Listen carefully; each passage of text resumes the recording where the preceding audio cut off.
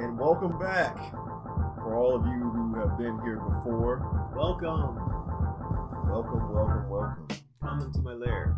Yes, this is the Black Streak Entertainment Podcast, where black culture and anime collide. I am Terry L Raimey. I'm Justin Stale Meat Raimey. And yes, we're still doing this thing. Yeah. The internet's still allowing us to do it for some reason. Yeah, they're letting us do whatever we want. Yes, and even if it didn't, we would still be here. Yeah. This is our thing, you know. And you know what, Terry? Japan has a culture of trusting and honor, doesn't it? Yeah, it does. I remember one time when we went to Japan, we had shopping bags from buying stuff from the Asakusa. I think it was called Asakusa. Yeah, Asakusa. I was trying to remember what it was called. Asakusa Shrine. Historic district of Tokyo, Japan. Yeah. That shrine, by the way, is a great place to get souvenirs.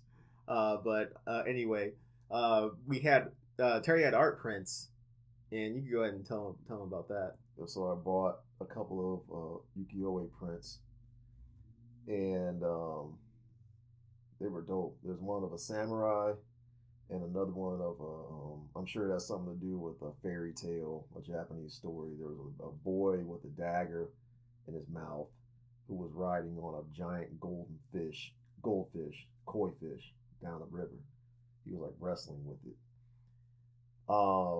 So I got these two ukiyo-e prints, and we got on the subway to go somewhere. I forget where we were going. We were in Ginza, in the financial district, and we were going, I forget where, but once we got on the train, I realized. So let me take a step back. So we went to the station where you buy the tickets, and we're trying to figure out what train we're supposed to go on next.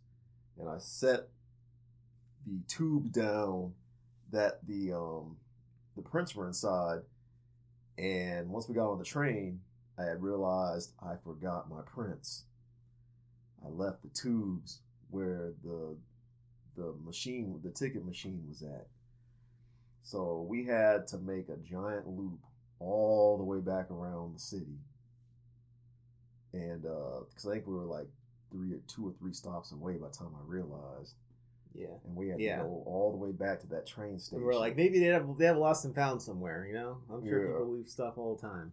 So when we got back to the train station, there was a transit cop there, and I tried to explain to him that I had left something, and he was just kind of like, okay. He took the turnstile apart, and he waved us through, like, don't worry about it, man.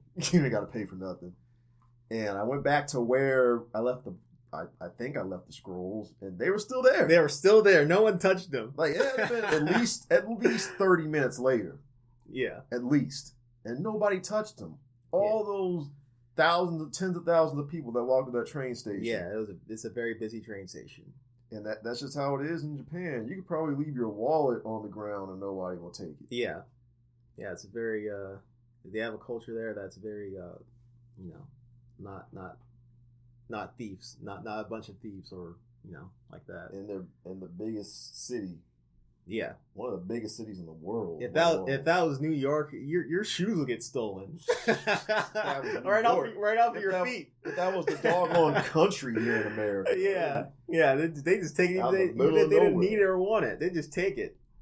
That was incredible. So yeah, like when you hear those stories of the honor system, yeah, that's true. It's a real thing. They don't lock up their bikes in Japan either.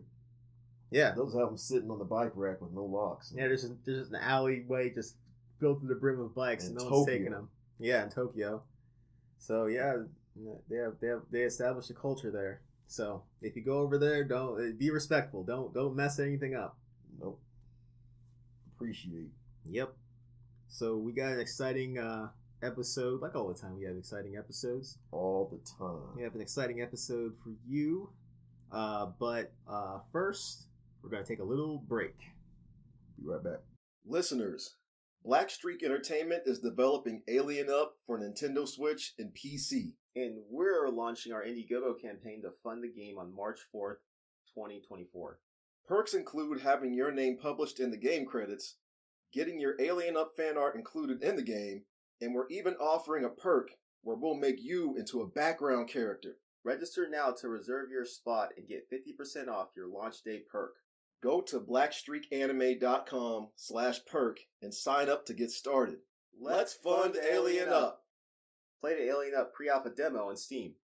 And the Black Streak Entertainment podcast is back. Yes, and today's anime topic we're going to go over is anime/video game reboots. Because who doesn't like a good reboot? Yes. So the first thing that comes to mind is the Rurouni Kenshin reboot. For those who don't know, Rurouni Kenshin is an anime about a samurai who used to be like the best samurai, the best assassin killer in the land, but then he stopped. Stop killing. And then the story continues. Now, I grew up with this anime. My friend introduced this to me back when I was in middle school. As I have a good relationship with this anime, I liked it. I really liked it. It was really good. But recently they came out with the reboot, and it's good. I like it. It's like a combination of the old and the new. With the art style, it's like it has 90s influence, but it's more modernized. It's like a retelling of the 90s anime, or I don't know if it was 90s or it had to be 90s, not 2000s. So it's 90s anime. What do you think about Rurouni Kenshin? I love it. It's a period piece that has a lot of actual Japanese history in it, which I think is incredible. I learned a lot about Japanese history and the Meiji era and the Civil War in Japan from that show. And I didn't know that was all real until what was that movie that came out? The one with Tom Cruise? The Last Samurai. Yeah, when that movie came out, I was like, oh, so all that stuff in Kenshin actually happened? That was real? Yeah. That's a real part of Japanese history. Yeah, I love. That is probably one of the only anime that I've watched so many times over and over again, like from start to finish, like the first season and the first part of the second season with the Shishio saga. And that came out. They released it on. They localized it for Cartoon Network at a certain time. But like when that happened, we already saw it. Yeah, I'd already watched it. And we realized how edited it was. For some reason, heavily edited. For some reason, Cartoon Network like to bring in cartoons that had to be heavily edited, like Tenchi Muyo and Rurouni Kenshin and Dragon Ball Z.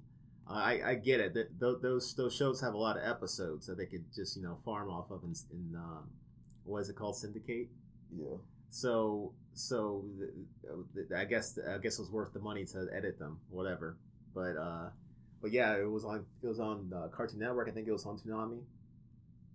But you got, when we went to Japan, you got a copy of a Rurouni Kenshin game on PSP, right? Yeah, it just came out. It was like for the 15-year anniversary, and it was a fighting game on the PSP.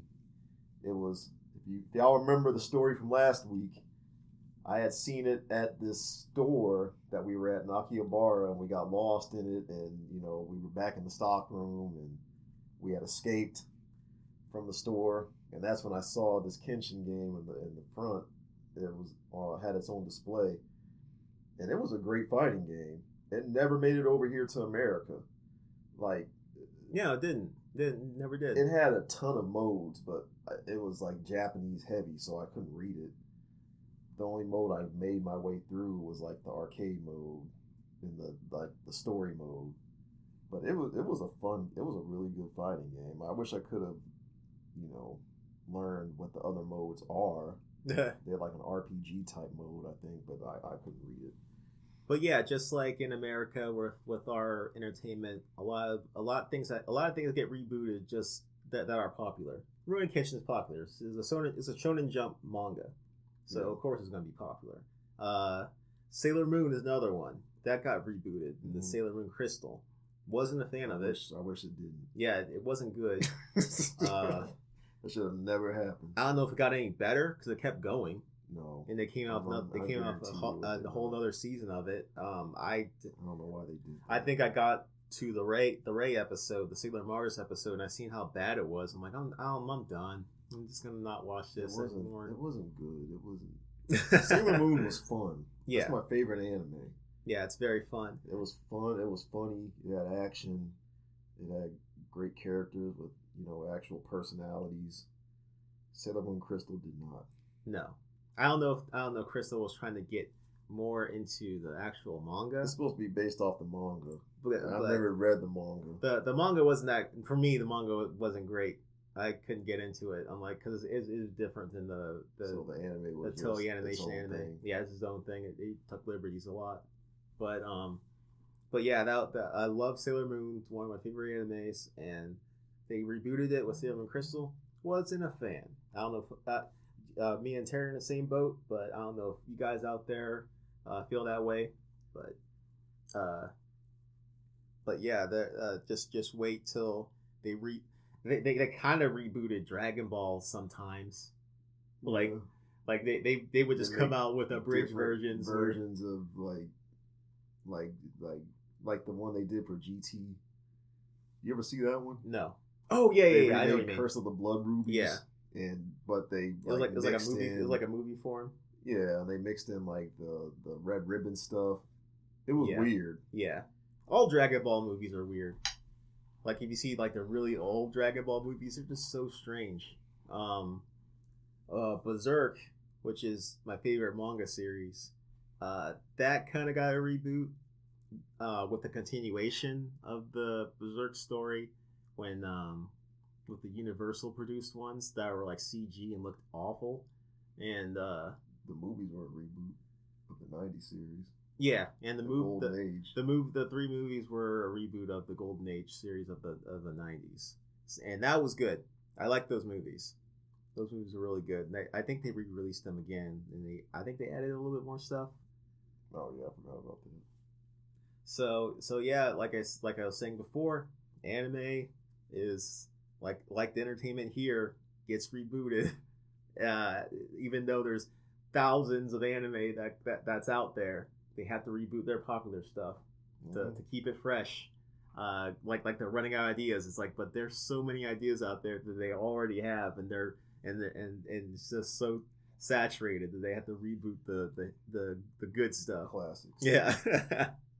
I don't know about Akira because they need to, because I wasn't a fan of. Make a whole, because the manga's different. Yeah, the manga's different. The movie they made up because the manga was still in production when the movie came out.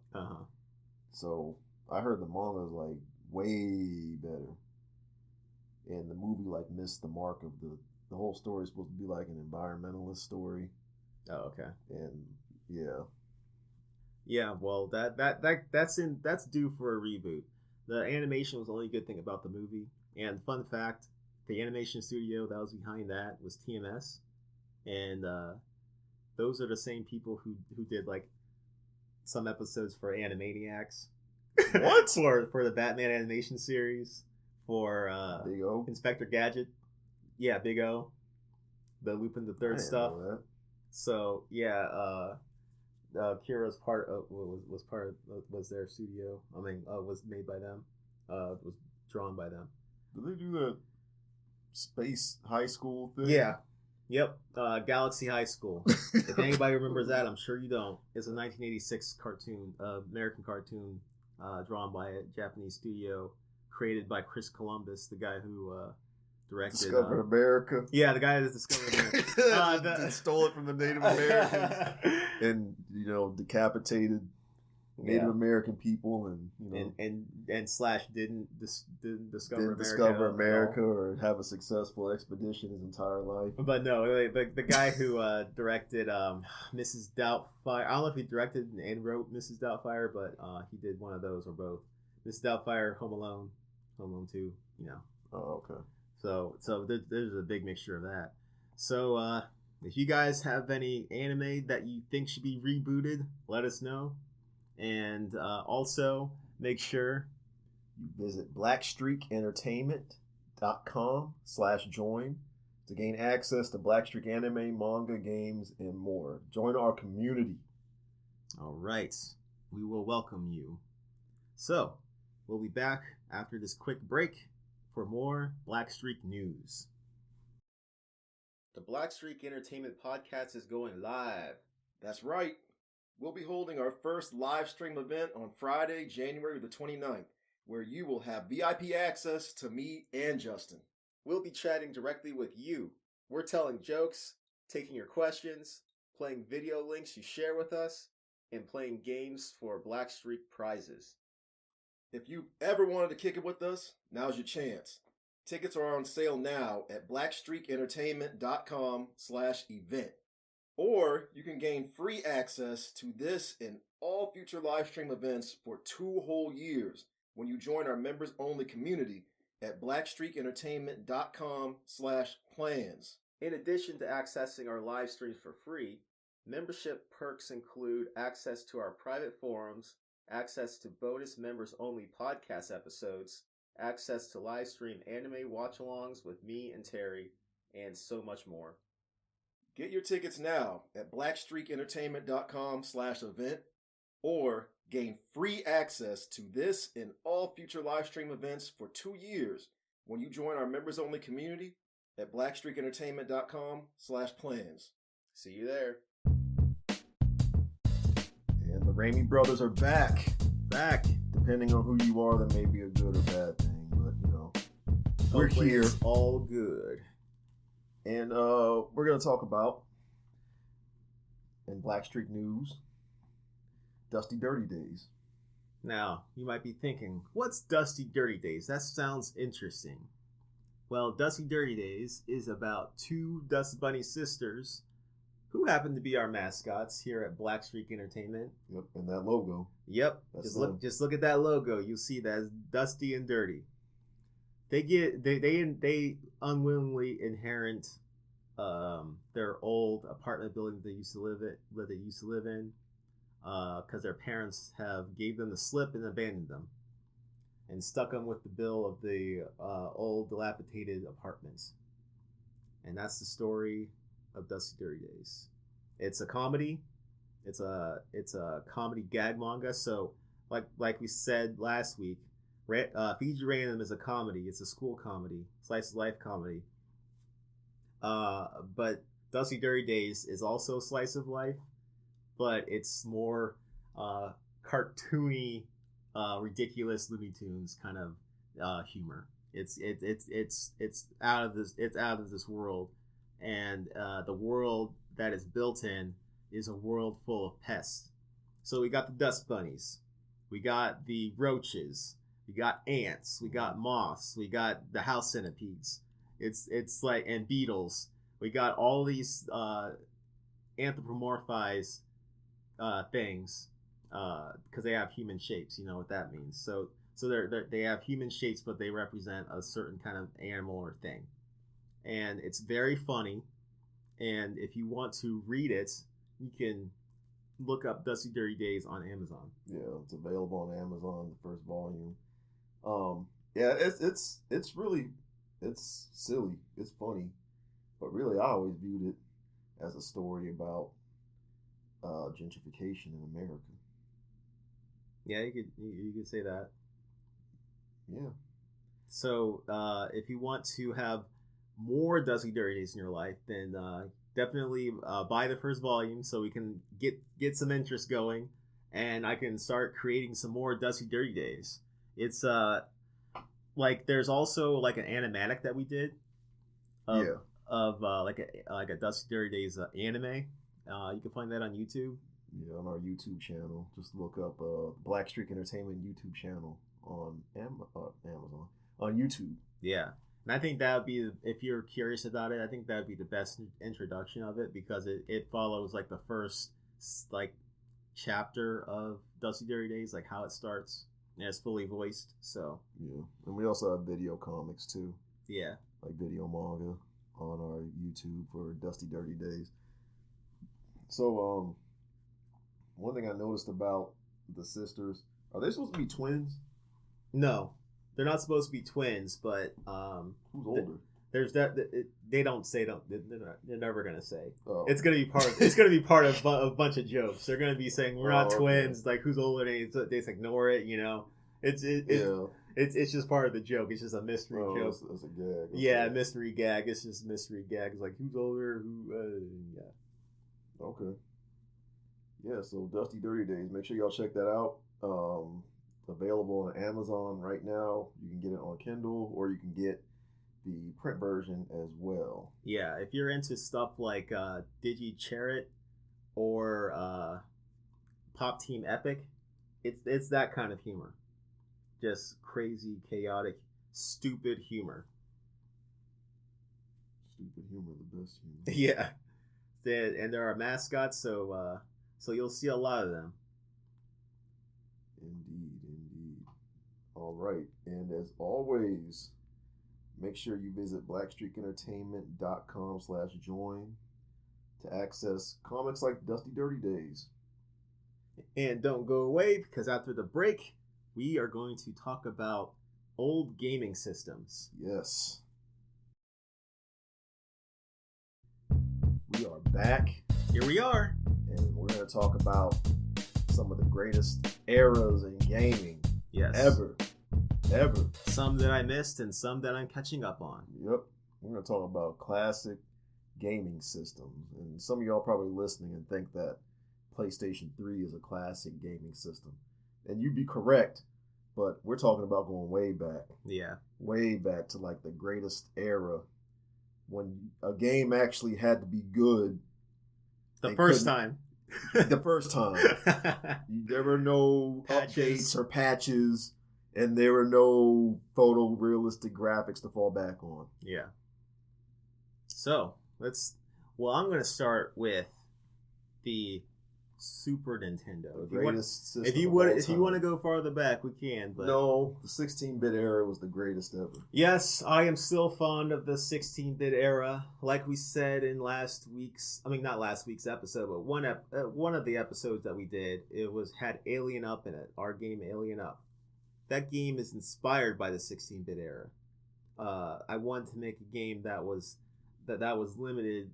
Not like the 16-bit era, because there's a lot of movement in there that 16-bit era couldn't do. But I wanted to harken back to the day when the 16-bit era, their games had to be good. Yes. Good and be fun without looking so great. So like back in the day, they looked great because we had nothing else to compare it to. No. And we had CRT, so it kind of blurred the pixels so to make it look better. Yeah. But yeah, Super Nintendo. We were very fortunate enough to have one when we were kids. We didn't have a lot of games, but we had the games that mattered. Yeah. We had Chrono Trigger, we had Link to the Past, mm-hmm. and other great games like Sparkster, and we had some bad games too. Fight. Yeah. But that Final Fight on Super Nintendo only had one character. Yeah, Final Fight on Super Nintendo was doo-doo. Because the Super Nintendo could only handle so much. It couldn't handle all that the arcade could. So you only could be one character and you barely survived. But yeah, if you guys remember the Super Nintendo, it was a cartridge-based system. And Turtles in Time. Yeah, Turtles in Time we had. We didn't have a lot of games, but we had good ones. And it was you could have 2 players on it, or you could have 4 if you had the attachment that we never had, because there were no 4-player games. I think Bomberman was like the only one, or probably some racing game like Mario Kart or something. But But yeah, that was one of my favorite systems. I still have the same Super Nintendo that I still have that today, but I don't think it works. From 1991. Yeah, I don't think it works though. It's all discolored and stuff. I don't think it works. But we also like our dad had a Sega Genesis, and that thing froze. That was the first system we ever had. Yeah, that thing froze all the time. All the time. You couldn't move. I don't know if anybody else had this experience, but when you played the game, you could not move, or the game would just freeze. I don't know what was wrong with the system. Yeah, you couldn't move the actual system. Yeah. So the game would just freeze. The music would freeze. Like, yeah, dude. So we lose the games all the time because we had to restart. That was a time. Yeah, if you bugged that system, it was gonna freeze. And when the Sega Genesis was out, I mean, when we had the Sega Genesis and the Super Nintendo at the same time, I always played the Super Nintendo. Always. I don't know if it's because the system would freeze the Sega Genesis, but the games was better. Yeah, I just liked it better on the Super Nintendo. Processed games better than Sega did. And there's this thing that were on old systems, like in that era in the 90s, that they don't do today, which I wish they would go back to, is you buy the same game on two different systems, but they're completely different. Yeah.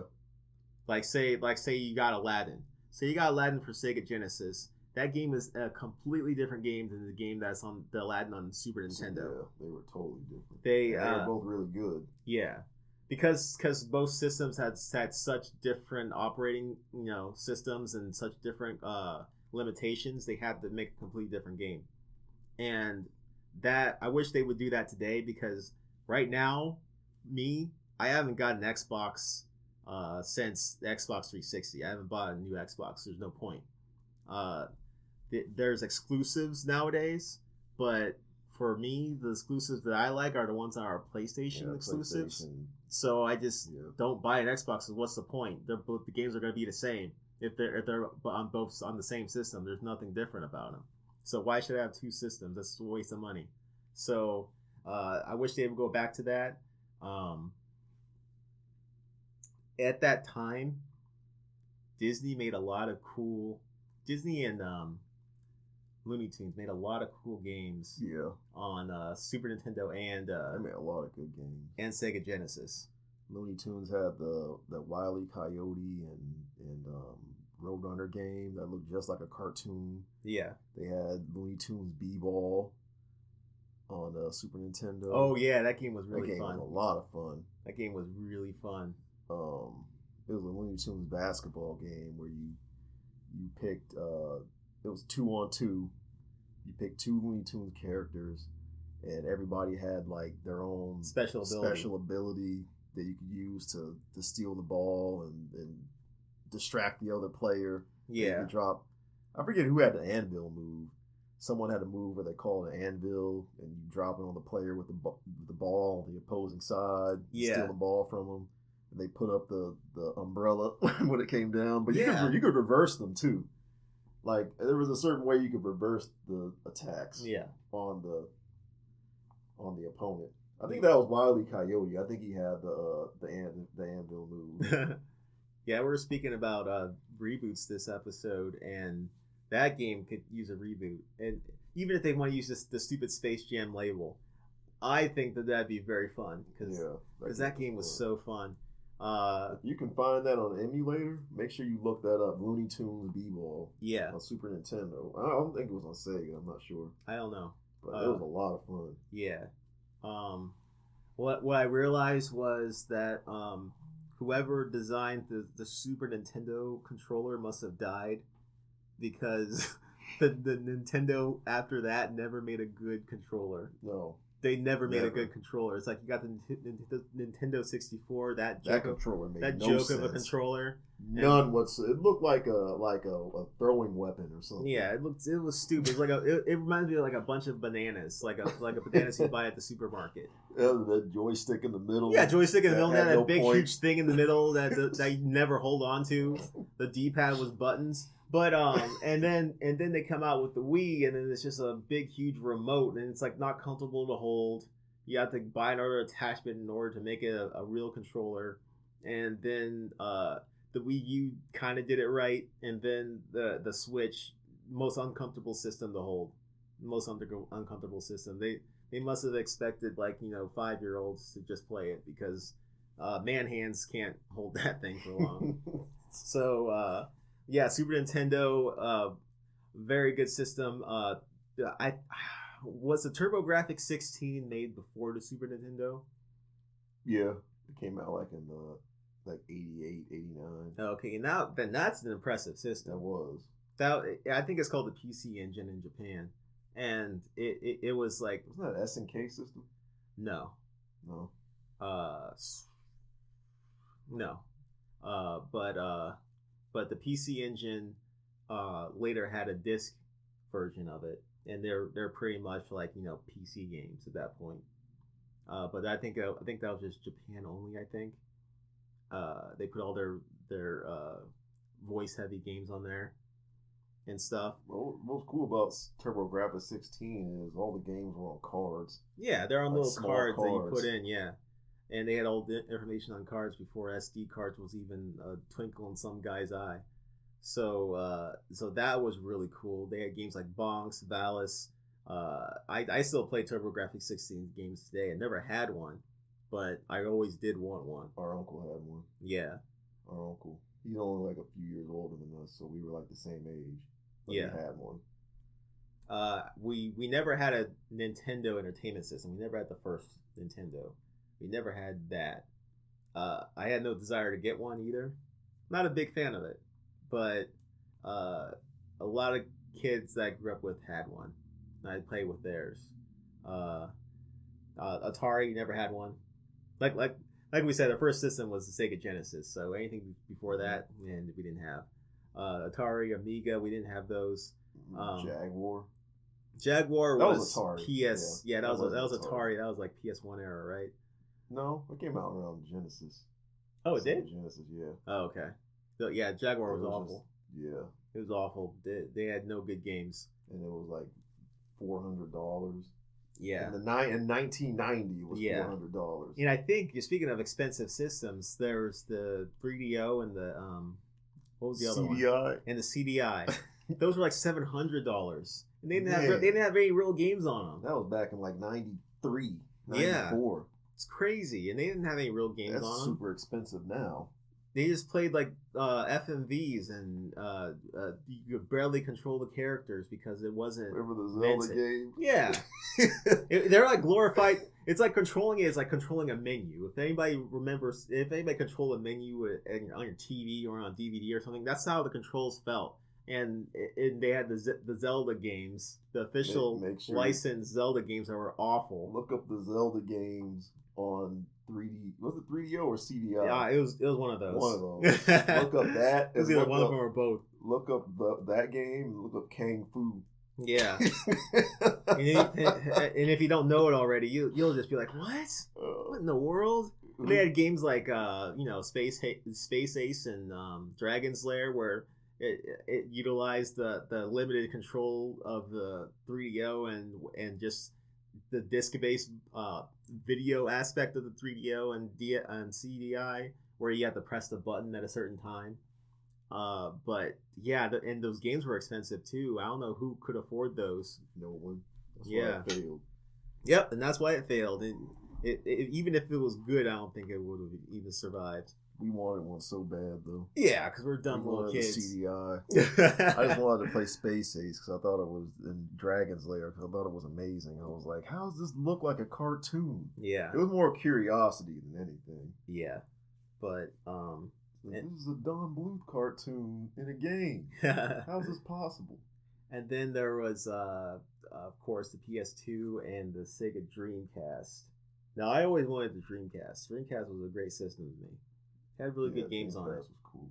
Had really good games on it, and I think beyond that, that won't be they'd be considered classic because it's more than 10 years old, but it's not considered old like PS3 and beyond, Xbox 360. Yeah, so relatively new. Yeah, so I'll stay back in the past with games like Chrono Trigger, which Yeah, again, we're talking about reboots here. This episode, if they rebooted Chrono Trigger, that'd be great. They have to do it right. Yeah, they should. I don't know why they don't. Yeah, people still talk about that. People still talk about that game. They talk about it more than Chrono Cross. Yeah, because Chrono Cross was dumb. Yeah, but wasn't very good. But they just need to redo Chrono Trigger and do it right, and they'll get a lot of money from that, like they're doing like an actual reboot, not re-releases like they always. Yeah, like just putting on the first re-release was cool because they added the anime. Oh yeah, a few years after the Super Nintendo one came out. Yeah, Akira Toriyama did all the anime scenes for it. Yeah, that was really cool. That was a cool addition. Yeah, but we don't need another one of those. We need a whole new reboot. Yeah, and a sequel maybe. And in a previous episode, way back, I think on the first episode, we were talking about renting anime, but renting games was like the same thing. Like we rented Chrono Trigger one day, and we're like, this game's amazing. Mm-hmm. And then we saw it at Walmart for like, I don't know, like $30. $30 a few months later. And got it when we were kids. Because when you rent, your save file is not going to save, because in old systems, the save, if there was a save function, it would be on the cartridge. And that cartridge is going to another household. They're going to delete your file. So you have to either beat your game while you're renting it, or you got to go ahead and buy it if you really like it. Mm-hmm. So old systems might even old games are still making a comeback. People are still playing old games because, like we said before, the game has to be good when they're released. Yeah. Now, of course, if you play a lot of these games, a lot of them are trash. You're gonna find some stinkers. Yeah, you're gonna find a lot of stinkers, but a lot of them were good. Even with the stinkers, the games worked. They may not be fun, but at least they worked, and they didn't soft lock you up or just have things not load in, just have things not work, stuff like that.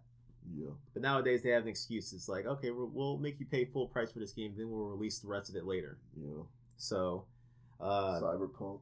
Yeah, Cyberpunk is a great example of that. And then a lot of other games are starting to do that kind of model. It's like, it's not my job to pay for an unfinished product. That's what investors are for.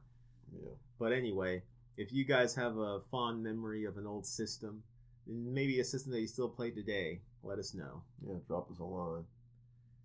And with that, you can reach us at blackstreakpod@gmail.com, and make sure you visit blackstreakentertainment.com/join to gain exclusive access to Blackstreak anime, manga, games, and more. Join our community. We got different live stream events that are going to be going on the website only, and it's a lot of fun. It's a good time. Get to connect with our whole community that we're building. Yeah. And remember, 僕の神に触らないでください. Don't forget,